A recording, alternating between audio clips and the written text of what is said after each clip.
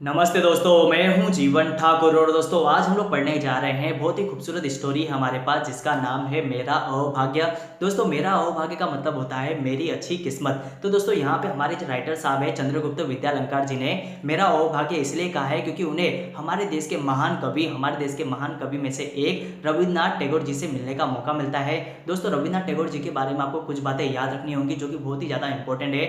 रविन्द्रनाथ टैगोर जी हमारे पूरे Asia continent के दोस्तों हमारा एशिया कॉन्टिनेंट इतना बड़ा कॉन्टिनेंट है उसमें पहले इंसान होते हैं जिसे दुनिया का सबसे बड़ा अवार्ड नोबेल प्राइज दुनिया का सबसे बड़ा अवार्ड होता है नोबेल प्राइज उन्हें मिला था। वो दुनिया हमारे एशिया के सबसे पहले इंसान थे। साथ में दोस्तों आपको यही बातें भी याद रखनी है कि हमारे देश का नेशनल एंथम जो हम लोग गाते हैं जनगण मन जो हमारा राष्ट्रीय गीत है उसे भी रविन्द्रनाथ टैगोर जी ने ही लिखा था।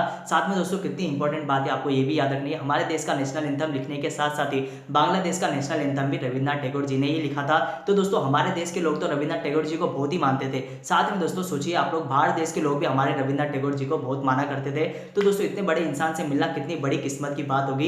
इसलिए चैप्टर का नाम है मेरा अहोभाग्य जो कि उनको मिलने का मौका मिलता है हमारे राइटर जी को। तो दोस्तों बहुत ही खूबसूरत यहाँ पे स्टोरी है, बहुत ही खूबसूरत चैप्टर है, आपको पढ़ने में बहुत ही ज्यादा मजा आने वाला है। तो दोस्तों फटाफट हम लोग ये चैप्टर को पढ़ना स्टार्ट करते हैं, बहुत ही मजा आएगा आपको चैप्टर पढ़ने में। देखते दोस्तों यहाँ पे चैप्टर नंबर 6 है हमारा मेरा अहोभाग्य मतलब मेरी अच्छी किस्मत जिसे लिखा था यहाँ पे हमारे राइटर साहब है चंद्रगुप्त विद्यालंकार जी ने। बहुत ही खूबसूरत यहाँ पे इन्होंने चैप्टर लिखा है। देखते एक बार इनका इंट्रोडक्शन देख लेते हैं। चंद्रगुप्त विद्यालंकार जी का जन्म कहाँ पे हुआ था तो 1906 में इनका जन्म हुआ है। रचनाएं कौन कौन से चैप्टर लिखे हैं या कौन कौन से इन्होंने कविताएं लिखी है देख लेते हैं एक बार। संदेह, मेरा बचपन, न्याय की रात, मेरा मास्टर साहेब, चंद्रकला, पगली, 3 दिन, भय का राज्य, देव और मानव, ये इन्होंने लिखी हुई इनकी रचनाएं हैं, कविताएं होंगी या तो इनके चैप्टर होंगे, कहानियां होंगी आदि। परिचय देख लेते हैं एक बार इनका इंट्रोडक्शन मतलब ये कैसे इंसान थे देखते हैं। आपने साहित्य का मतलब हम लोग समझेंगे। साहित्य मतलब होता है दोस्तों लिखना। अगर हम लोग हिंदी में कोई चीज लिखते हैं तो उसे हिंदी साहित्य कहेंगे, मराठी में कोई चीज लिखेंगे तो मराठी साहित्य, अगर इंग्लिश में कोई चीज लिखा करते हैं तो उसे इंग्लिश लिटरेचर कहा जाता है। देखते यहाँ पे आपने साहित्य में बहुत ही बड़ा योगदान दिया है। और पत्रकारिता मतलब दोस्तों न्यूज रिपोर्टिंग, न्यूज में भी इन्होंने बहुत ज्यादा मदद किया है। समाचार पत्रों में भी बहुत ही चीजें लिखा करते थे। पत्रकारिता के क्षेत्र में उल्लेखनीय मतलब बहुत ही ज्यादा इंपॉर्टेंट बहुत ही महान काम किया है, उल्लेखनीय कार्य किया है। आ जाते हैं हम लोग अपने चैप्टर में क्या पढ़ना है एक बार ये लाइन में हम लोग को पता चलेगा। प्रस्तुत पाठ में लेखक ने गुरुदेव रविन्द्रनाथ ठाकुर जी से हुई भेंट, जो उनसे एक बार वो मिलते हैं, भेंट मतलब दोस्तों मिलना, जब वो मिलते हैं उससे संबंधित भेंट से संबंधित संस्मरण मतलब यादें जो उनको मिले थे क्या क्या उन्होंने किया था उसी चीज को उन्होंने याद करके ये चैप्टर को लिखा है। तो दोस्तों बहुत ही खूबसूरत चैप्टर है। अब आ जाते हैं हम लोग अपने स्टोरी की ओर आ जाते हैं। बहुत ही खूबसूरत स्टोरी, आपको पढ़ने में बहुत ही ज्यादा मजा आने वाला है, ये तो बात तय है। देख लेते हैं यहाँ पे हम लोग आ जाते हैं अपनी स्टोरी की ओर। बहुत ही खूबसूरत स्टोरी है दोस्तों, एक बार पढ़ना है हम लोग स्टार्ट करते हैं। देखो फरवरी 1936 कौन सा टाइम था तो 1936 की बातें। यहाँ इस टाइम पे ना दोस्तों रविन्द्रनाथ टैगोर जी बहुत ही बूढ़े हो चुके थे, उम्र हो चुकी थी उनकी।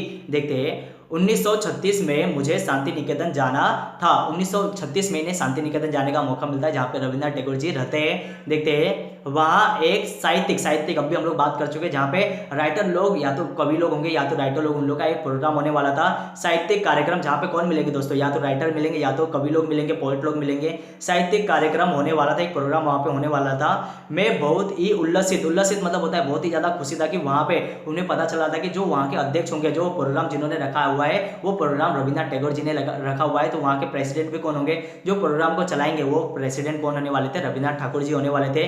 क्योंकि उस कार्यक्रम की अध्यक्षता, उस कार्यक्रम के जो अध्यक्ष होंगे, जो हम उस कार्यक्रम के प्रेसिडेंट होंगे, स्वयं मतलब खुद कौन होंगे, गुरुदेव रविन्द्रनाथ जी करने वाले थे। देखते हैं निश्चित दिन मतलब किसी एक फिक्स दिन था कि उस दिन उन लोग रविन्द्रनाथ टैगोर जी से मिलने जाएंगे। कहाँ पे, शांति निकेतन। देखते हैं निश्चित दिन कोलकाता से हम बहुत सारे लोग शांति निकेतन के लिए रवाना हो गए मतलब चले गए उन लोग शांति निकेतन की ओर। देखते हैं लगभग एक दर्जन मतलब लोग होते हैं, एक दर्जन मतलब होता है 12 लोग होते हैं। लेकिन इस स्टोरी में हम लोग देखेंगे, इस कहानी में उन लोग 15 लोग वहां पे जाते हैं। लगभग एक दर्जन हिंदी वालों का एक दल, हिंदी भाषा जानने वाले हिंदी कवि लोग का, हिंदी राइटर लोग का एक दल मतलब एक ग्रुप जाता है शांति निकेतन के सुंदर अतिथि भवन में ठहराया गया। सुंदर अतिथि भवन मतलब होता है जो हमारा गेस्ट हाउस होता है, वहां पे उन लोग को रुकने की जगह दी जाती है।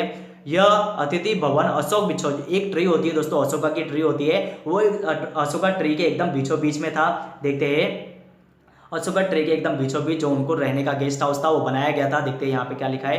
के सघन सघन मतलब बहुत ही घना हुआ ओपन मतलब होता है बगीचा, बगीचे के बीचों बीच बनाया गया था। जो वहाँ का उनका गेस्ट हाउस था वो एकदम अशोका ट्री के एकदम जो अशोका ट्री का एकदम बगीचा था उसके एकदम बीचों बीच बनाया था। मतलब कितना अच्छा वो बगीचा होगा, कितना अच्छा उनको रहने की जगह मिली होगी।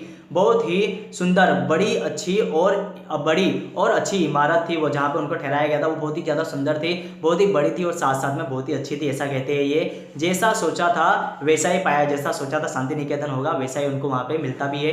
देखते हैं ऊपर की मंजिल के एक कमरे में हमें ठहराया गया। वहाँ पे फर्स्ट फ्लोर होगा या तो सेकंड फ्लोर होगा, वहाँ पे उनको ठहराया गया।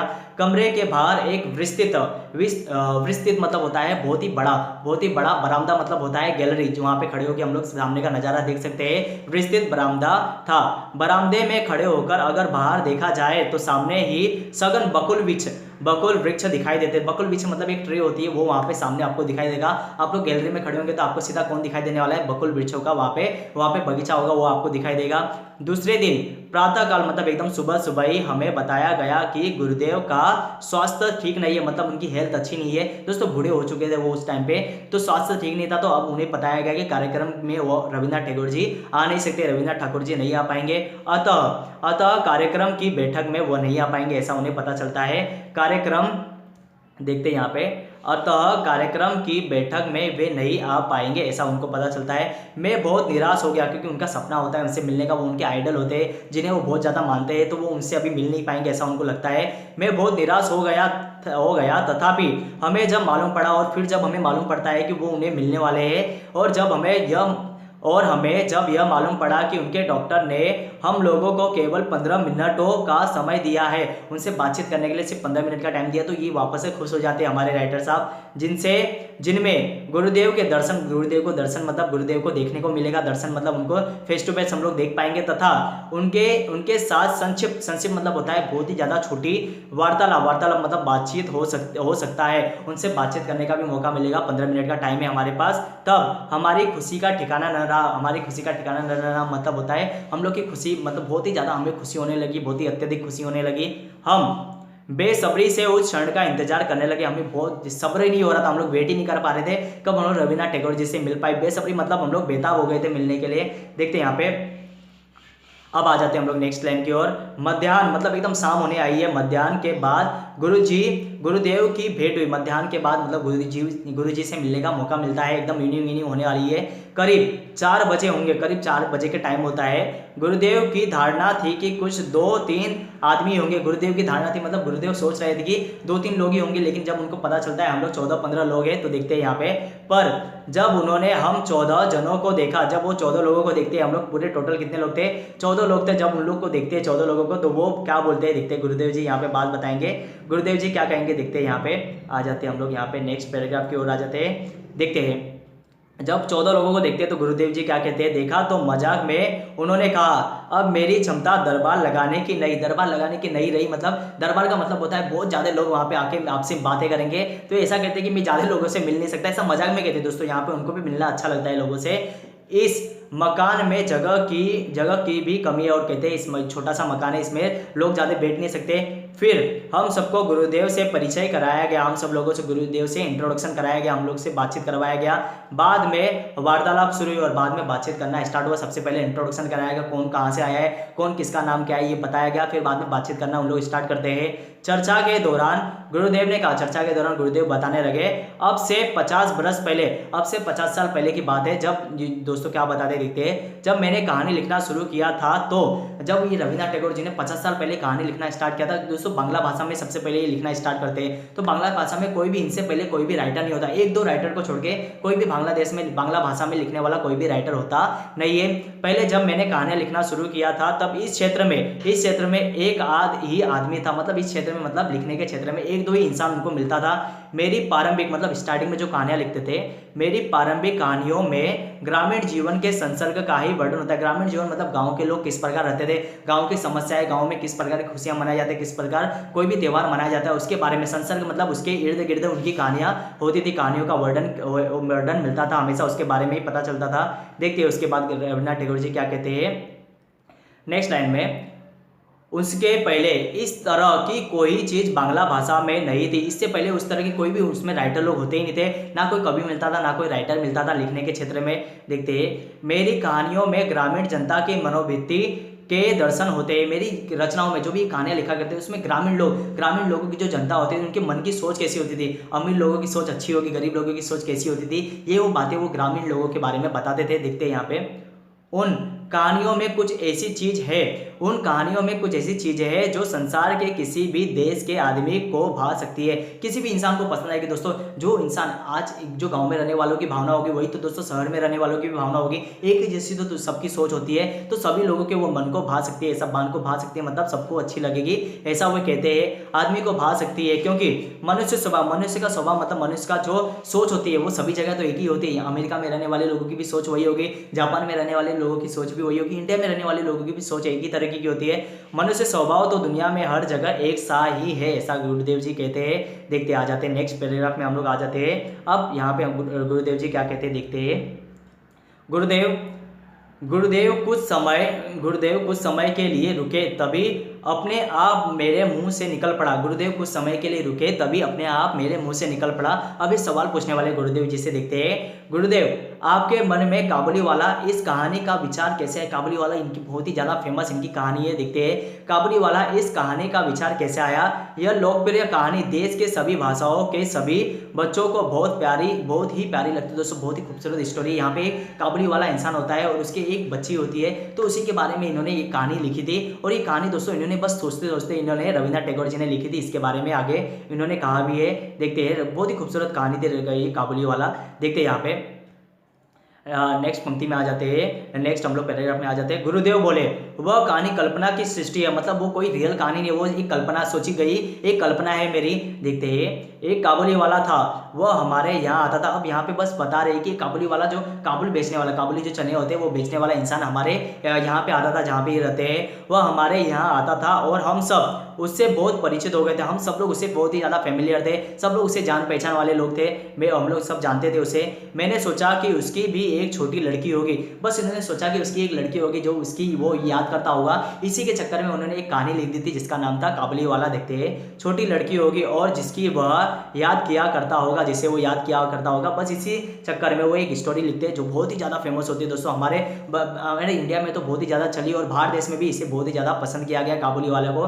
देखते हैं, इसी तरह वार्तालाप होता रहा। हम सबके लिए यह एक मानसिक खाद्य था। खाद्य मतलब होता है खाना, और मानसिक खाद्य मतलब हमारे दिमाग को बढ़ाने वाला, हमारी बुद्धि को बढ़ाने वाला मानसिक खाद्य था। आश्चर्य की बात यह रही कि 15 मिनट जो हम लोग को टाइम मिला था रविन्द्रनाथ टैगोर जी से बात करने का, 15 मिनट का टाइम मिला था, लेकिन कब ये 40 मिनट हो जाता है खुद रविन्द्रनाथ टैगोर जी को भी पता नहीं चलता। देखते हैं, 15 मिनट के बजाय 40 मिनट हो चुके थे। अब गुरुदेव उठे और चल पड़े। अब गुरुदेव जी वहां से उठ जाते हैं और अपने वापस से कमरे की तरफ जाने लगते हैं। और साथ में एक बात और बताते हैं कि यहाँ पे देखते हैं, जाते जाते उन्होंने कहा, जब मैं ऐसे किसी वार्तालाप के लिए कम समय देता हूँ, जब मैं कम समय देता हूँ, अभी आपको 15 मिनट का टाइम दिया था मैंने, लेकिन ये मेरी बात को सच मानिएगा नहीं। मुझे रविन्द्रनाथ टैगोर जी कहते हैं कि कब ये आधे घंटे का 1 घंटा हो जाता है मुझे भी खुद पता नहीं चलता। दिखते हैं, तब मेरी यह बात सचमुच ठीक न मानिएगा कि मैं जितना बोला है मैंने उतना ही टाइम दूंगा। मुझे खुद ही पता नहीं चलता मैं कितना टाइम देने वाला। कितने अच्छे इंसान है दोस्तों, लोगों से कोई भी इंसान इससे बात करे तो वो कभी भी इससे मना करते नहीं थे, क्योंकि मुझे स्वयं लोगों से बातचीत करने में आनंद आता है। मुझे लोगों से बातचीत करना बहुत ही ज़्यादा पसंद है, ऐसा ये भी कहते हैं। देखते हैं यहाँ पे बहुत ही अच्छे इंसान होते हैं रविन्द्रनाथ टैगोर जी। देखते हैं यहाँ पे हम लोग आ जाते हैं नेक्स्ट पैराग्राफ की ओर। हम सबने गुरुदेव को धन्यवाद दिया। गुरुदेव को इन लोग धन्यवाद थैंक यू कहते हैं जो उनसे बातचीत करने को राजी हुए थे। देखते हैं, और विदा लिया और उनको बाय बाय करते हैं। मैं अतिथि गिरा जो उनका गेस्ट हाउस था वहां पे वापस आ जाते अपने कमरे में। मेरे कमरे में वापस आया। गुरुदेव के साथ हुई वार्तालाप से मुझे एक असाधारण मतलब जो उनको बयान नहीं कर सकते, जो वो बता नहीं सकते, एक्स्ट्रा ऑर्डिनरी उनको फीलिंग होती है। उल्लास मतलब खुशी की अनुभूति, मतलब उनको इतनी अच्छी फीलिंग होती है कि उनसे मिलने के बाद उनको दोस्तों सपना होता है उनसे मिलने का। वो इन्हें वापस से मिल चुके। दोस्तों आपका भी किसी से मिलने का सपना होगा, या सचिन तेंदुलकर से आप लोग मिलना चाहते होंगे, किसी से मिलने का सपना होगा। अगर आप उनसे मिलेंगे तो आपके मन में भी खुशी का कोई ठिकाना नहीं होगा। उल्लास की अनुभूति हो रही थी, पर जब मुझे पता चला कि जिस कमरे में मुझे ठहराया गया था, जिस गेस्ट हाउस उसमें उन्हें ठहराया गया था, जो कमरा उन्हें मिला था, उसी कमरे में देखो क्या खासियत थी, उसी कमरे में स्वयं गुरुदेव काफी समय तक रह चुके थे। उसी कमरे में उनको पता चलता है कि इसी कमरे में गुरुदेव कितने सारे सालों तक गुरुदेव जी यहीं पे रहते थे और थे तब, और उनको खुशी होती बहुत ज़्यादा, उनको तब खुशी होती जब, पहले से बहुत ज़्यादा खुशी है और ज़्यादा उनको खुशी होने वाली है जब उनको पता चलता है कि इसी कमरे में रविन्द्रनाथ टैगोर जी रहते हैं। और साथ में इंपॉर्टेंट बात ये रहती है कि देखो यहाँ पे देखते हैं तो मेरी खुशी का ठिकाना न रहा ओहो। और एक और बात उनको पता चलती है, मुझे तो यह भी बताया गया कि गुरुदेव ने गीतांजलि, जिस गीतांजलि इनकी वो कहानी रहती है जिसकी वजह से उनको नोबेल प्राइज मिला होता है, ये बात आपको याद रखनी है। गीतांजलि का अधिकांश भाग, सबसे ज्यादा भाग, अधिकांश मतलब होता है आधे से ज्यादा भाग उन्होंने इसी कमरे में बैठकर लिखा था। अधिकांश भाग इसी कमरे के बरामदे में बैठकर, जो गैलरी था उसी में बैठकर रविन्द्रनाथ टैगोर जी ने लिखा था। यही वो पुस्तक थी जिसमें नोबेल प्राइज उनको मिलने वाला है। दुनिया के, हमारे एशिया के पहले इंसान है जिनके नोबेल प्राइज मिलता है, तो इसी बुक की वजह से उनको नोबेल प्राइज मिलता है।